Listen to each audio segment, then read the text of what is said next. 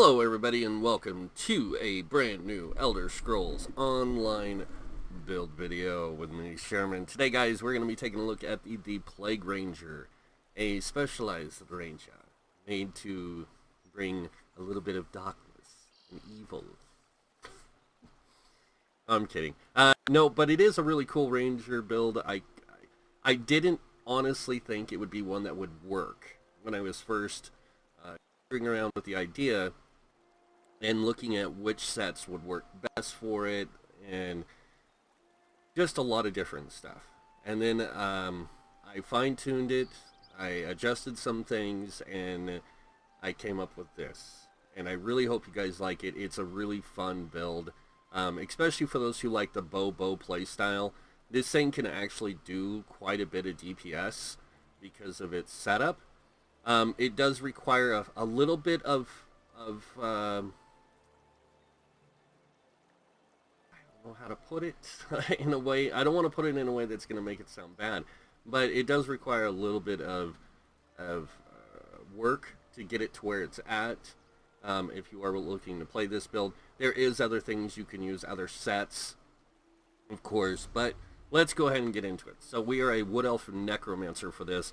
As you can see, the Plague Ranger Necro. We do have 64 points in the stamina. This gives us a 31,810 or 820, sorry, max stamina, 19k, almost 20k max health, 12k max magicka, with a 1726 stam recovery. We do have a 623 mag recovery with a 335 health recovery, 26 17 weapon damage with a 57% weapon critical. We do have a 1535 spell damage with a 25% spell critical, a 14k spell resist with a 13k physical resist, 1320 of course crit resist. That is the base. We do have minor berserk at all times. This increases your damage done by 5%. We do have the Thief Mundus Stone, of course. Major savagery as well at all times, and we do have the Dubious Cameron Throne. Now this gives you max health, stamina, and stam recovery.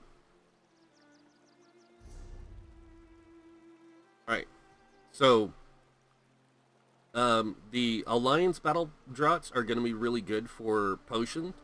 If you don't have those, you can always use the Stamina Power Pots, and also this is the Dubious Cameron Throne food.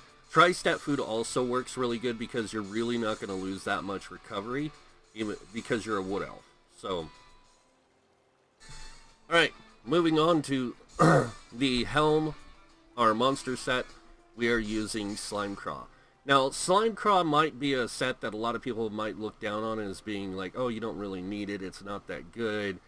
It's actually really good for a Bobo build because it adds the weapon spell crit, but the 2-piece bonus, you gain minor berserk at all times, increasing your damage done by 5%. That's what makes it a really good set. Now, moving on to the other set that we're running, one of the other sets, we are running the Scavenger's Demise set. Now, this is one of the newer dungeon sets, but the 2-piece adds, or a DLC dungeon set, 2-piece adds weapon damage, 3-piece weapon crit, 4-piece weapon crit, and the 5-piece. When you deal critical poison damage to an enemy, summon a Scavenging Maw, which attacks your enemy for 2 seconds. The Scavenging Maw deals 15,195 poison damage and inflicts minor vulnerability on the target, increasing their damage taken by 5%. That can happen every 10 seconds. So it's pretty much you're going to get this applied or get this thing attacking every 10 seconds. Alright, now moving on to the jewelry set. And you heard me correctly, this thing is using a jewelry set.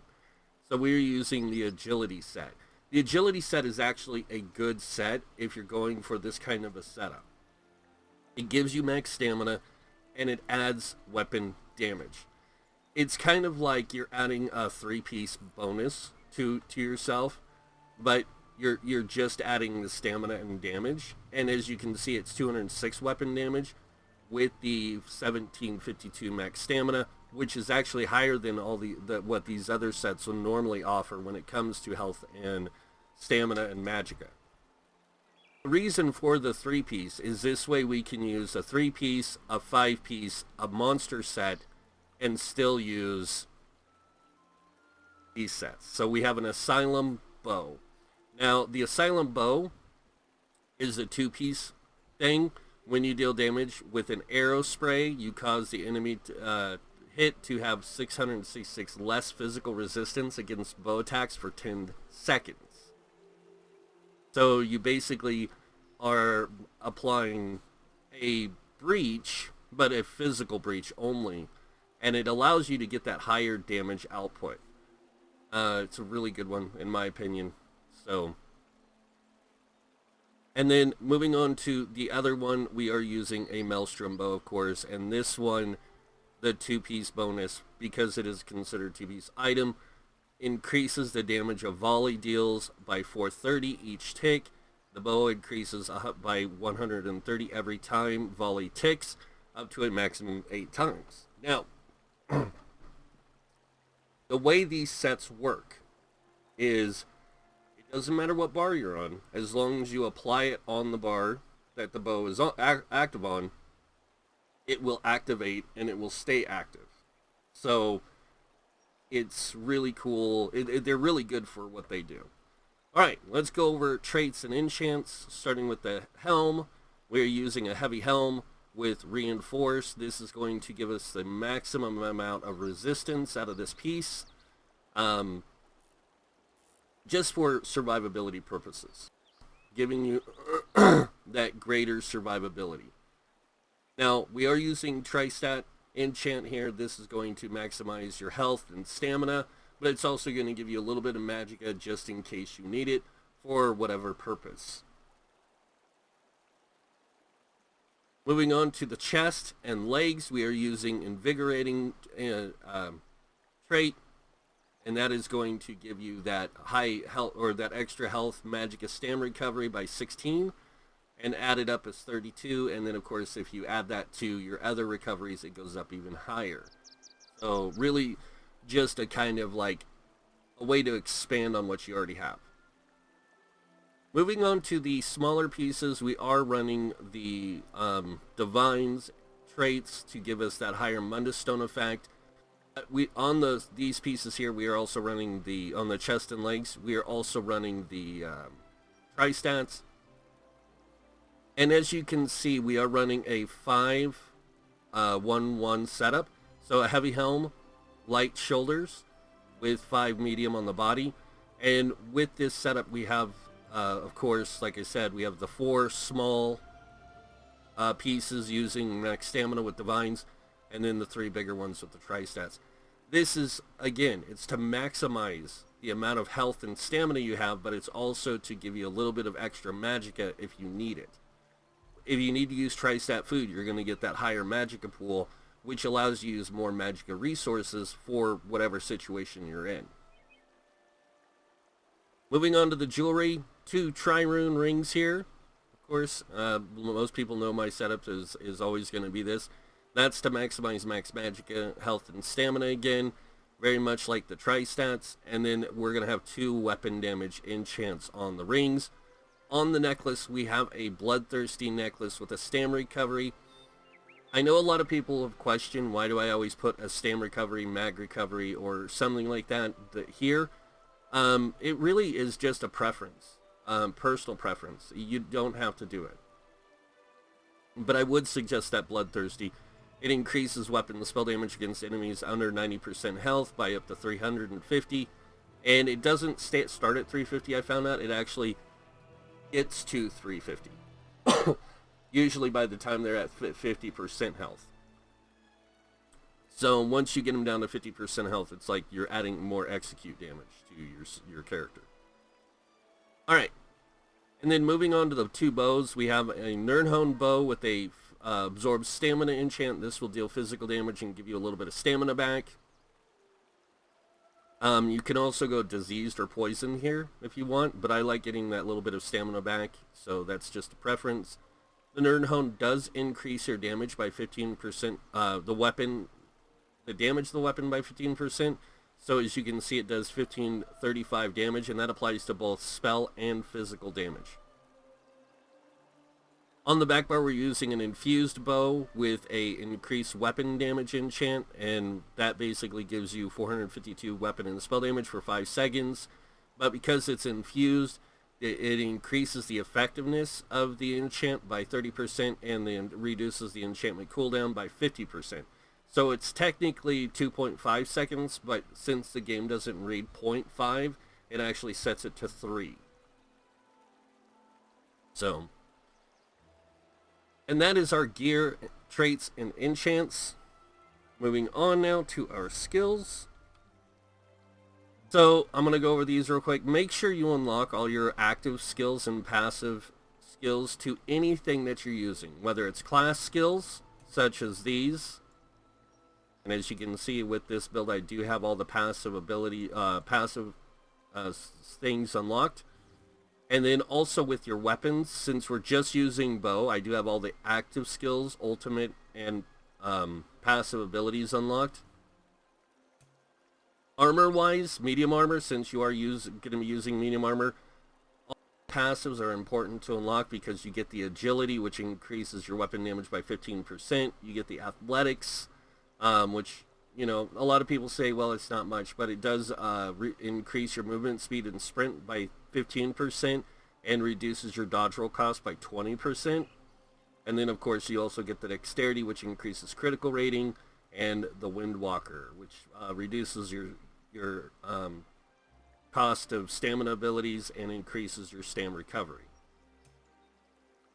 Light armor, we're going to go with the top 3, and that just gives you the reduced cost and reduced cost to sprint by 3%, and then it gives you the recovery and reduced magic cost. This one, gives you that sprint, and it gives you the reduced effectiveness to snares applied to you, which is actually really good.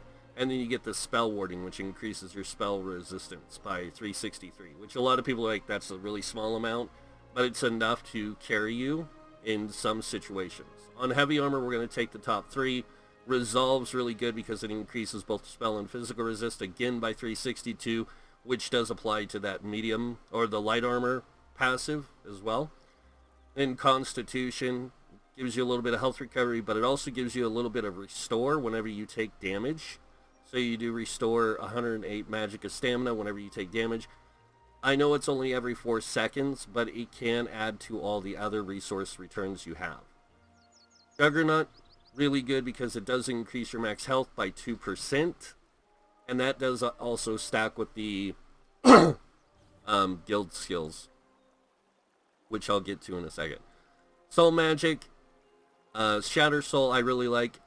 This is supposed to be consuming trap, but there's a bug on the PTS. So, and then of course the 3 passives here as well with the Soul Magic. Guild-wise, Fighters Guild, all active things and passives, and the same thing goes for Mages Guild. And Sigil Order, and Undaunted. This is where I was talking about. Undaunted Metal, increase your max health and stamina and magic by 2% for each type of armor you're wearing. So if you're wearing a heavy, medium, and light, you get that extra 2%. So that's a 6% increase. With the heavy armor passive of 2%, that's an 8% increase in your max health.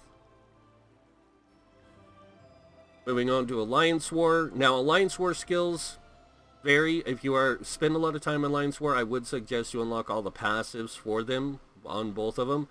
But if you're just doing PvE, I would just suggest these 3 skills. And the same thing with support, these 3 skills and this passive. Racial abilities, Wood Elf, always make sure you unlock them, but they get the Hunter's Eye, which increases your stealth detection by 3 meters.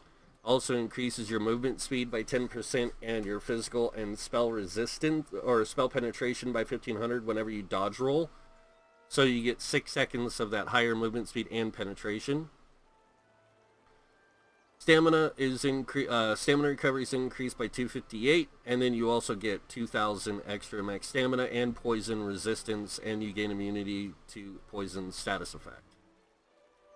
On to passives, I do use the medicinal use and provisioning, gourmet, and connoisseur. These are just down, like, these are the only ones I use for my characters out of the crafting. When on my main character, I actually have all the crafting skills unlocked, but on my sub characters, my non-mains, I'll just unlock these. Alright, now going over the skills we have on our bars, starting with the first ability. This is your primary spammable on the front bar, and that is Venom Skull. This one, lob an explosive skull at an enemy dealing 7,000 poison damage. Every third version of this will deal 20% more damage, and then while slotted, casting a Necromancer ability while you are in combat will count towards your third cast. So by the time you get these other abilities cast, this will be get that 20% increase, so it comes in handy. Next ability we have is Blighted Blast Bones. Now you're going to, basically the rotation here is, you're going to cast a Venom Skull, light attack, Blast Bones, and this one will summon a skeleton that after 2.5 seconds will charge your enemy, dealing disease damage to all nearby enemies and applying Major Defile to them for 4 seconds, reducing their healing received by 16%. Basically their healing received and their health recovery. It's nice. A lot of people will say better for PvP, that Major Defile. I like it in both PvP and PvE, but I like the disease damage that the same deals in an AoE. And then, of course, we have our Acid Spray. This is where we're going to get that 6,600 armor, physical armor penetration from this skill. So whenever you fire this, you're going to put that on your enemies for 6 seconds. So remember what I said.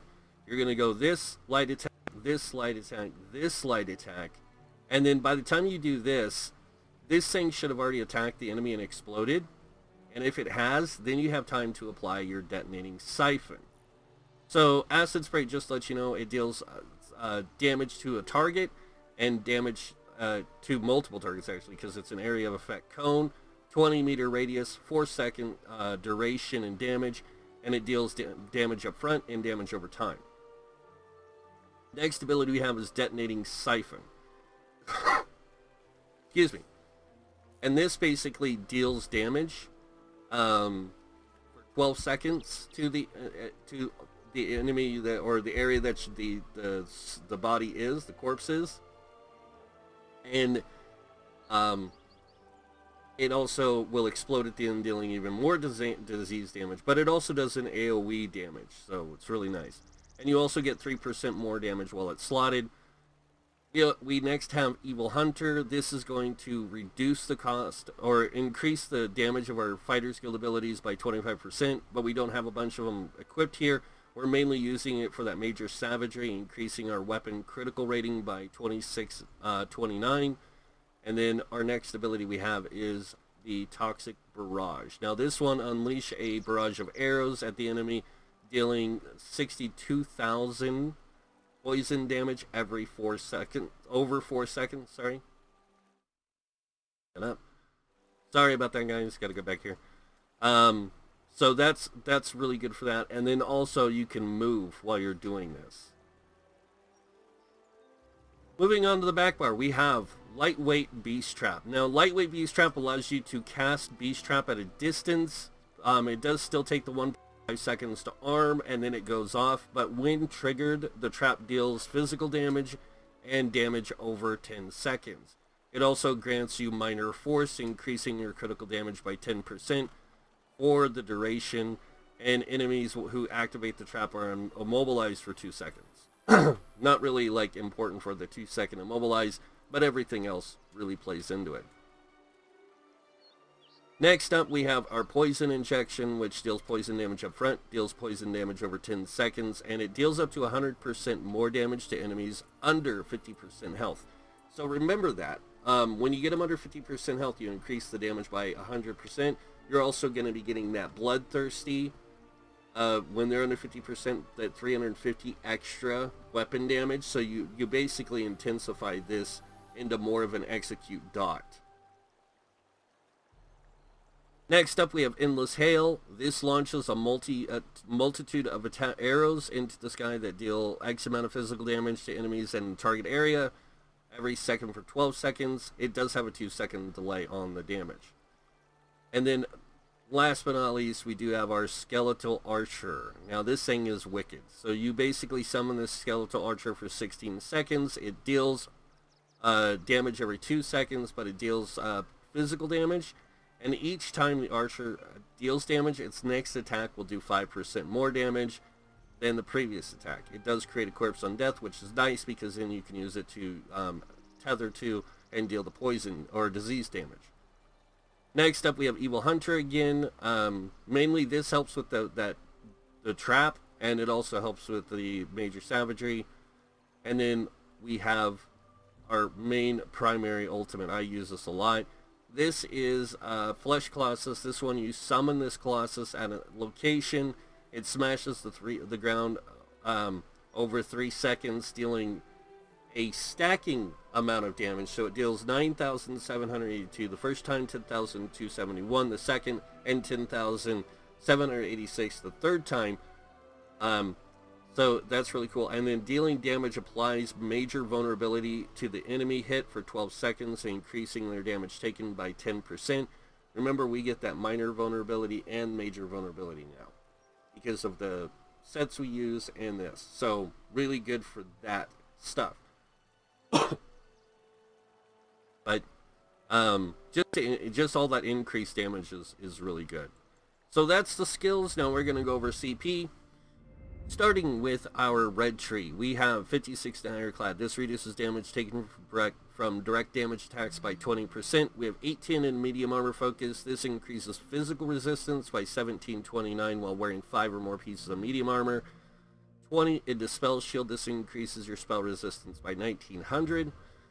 And then moving on over here with 31 in the thick skin, reducing damage taken from damage over time effects by 13%. 43 in the hardy, reducing damage taken from physical poison disease damage by 10%, and 43 into Element of Defender, reducing damage taken from flame frost, shock, and magic damage by 10%. Moving on, we have 40 in the Bastion. This increases the effectiveness of damage shields by 16%. People are going to be like, but you don't have any damage shields, why even have this here? It's so if I ever use a damage shield, I don't have to worry about putting points into this. I already have it. 19 into quick recovery, increasing your healing received by 5%. And then moving on to the green tree, we have 40 in the Warlord, and reduces break free cost by 16%. 16 in a Sprinter, reducing sprint cost by 10%. 16 in the Bashing Focus, reducing bash cost by 10%. And then moving on over here, we have 75 in the Mooncalf, increasing your stam recovery by 14%.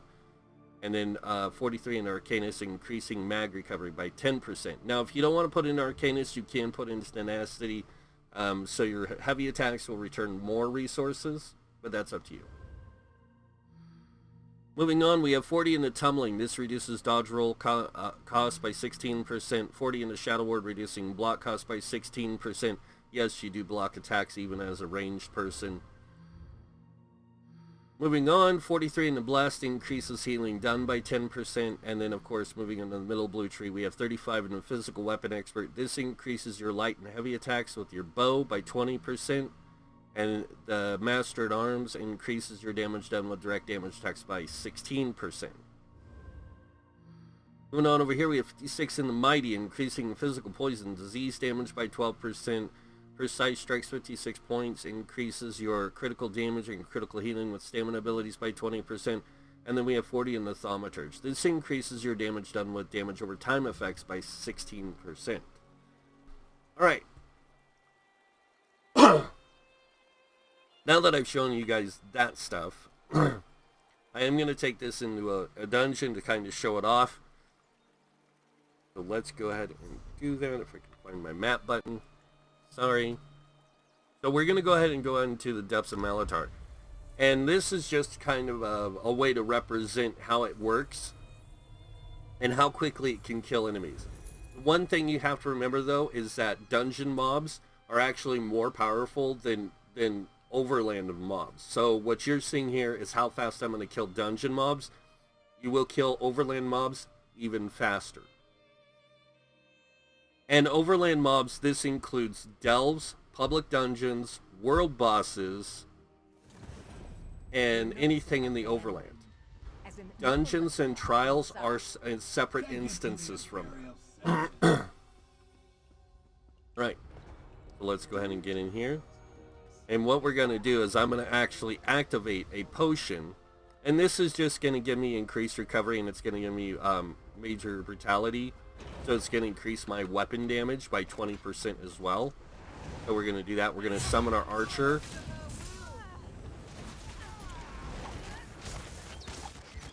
And you see how I did that twice? Oh, I'm going to die. These things aren't really good with taking damage. So, unfortunately, I mean, I'm going to go back. I should have just spawned there, but I'm going to go back and I want to show it all the way up to the boss like I normally do, but I do apologize for that. Not every build has survivability and everything like that, because they're not all made for solo play like that. But again, it's just to show you like how well the build can work.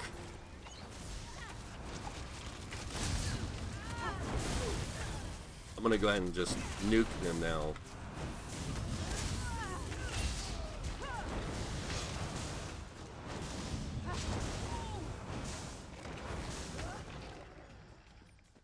That's the other reason why I like using tripods sometimes, is because it does heal you as well.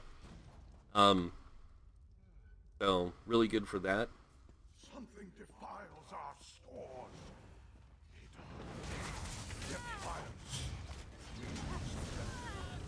Oops, missed that guy. Oh, and died. Oh, and I go ahead and respawn.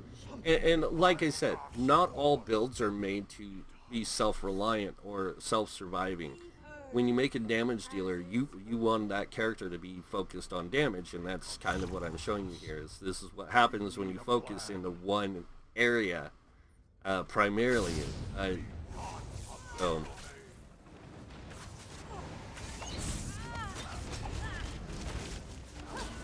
Oh, by the way, when I hit them with that arrow, this right here, all of them get that 6,600 physical reduction put on them. So all my damage is going to be increased by that amount.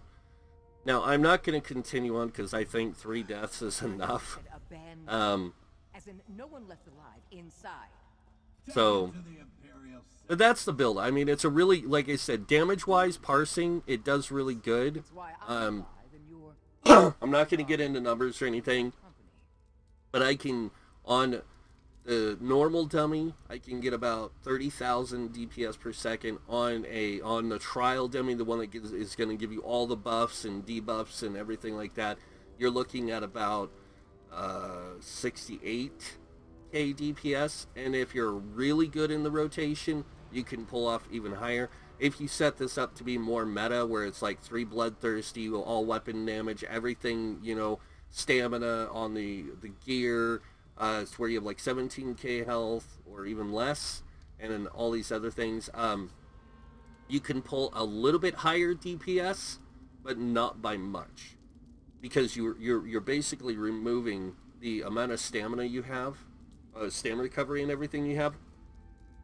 You're removing the like the tri-stats, which are going to give you that stamina, health, and magicka pools and all that other stuff that kind of really levels out the build to be more survivable. So every time you change something on a build, you're going to sacrifice to make it better in something else.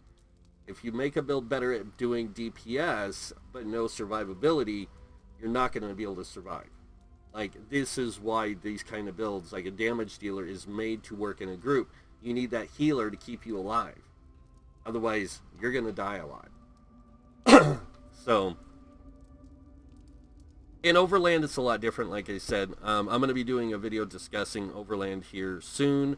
I will also be doing a video talking about Dungeons and Trials and how the difficulty system works from, normal play, veteran play, and hard mode play, and just kind of go over all that stuff in more detail. So, but that's pretty much it for the build, guys. I hope you guys like it. I really do like this build. I think it's a lot of fun. If you like a damage dealer build and stuff like that, There is some adjustments you can make to it to give it a little bit less, you know, for like more survivability and things. But again, you sacrifice to give. So but that's pretty much it. Like I said, for the build, I hope you guys like it. If you did, you guys know what's coming next. Go ahead and hit that like button. If you guys want to see more videos by me, you can subscribe. And also, when you do subscribe, make sure you hit that notification bell to be notified when I post new videos. This kind of helps both of us. Helps my channel grow, helps you guys see when the new videos come out. Other than that, I want to thank you all for watching. Until next time, have a wonderful day, and this guy might see you in game.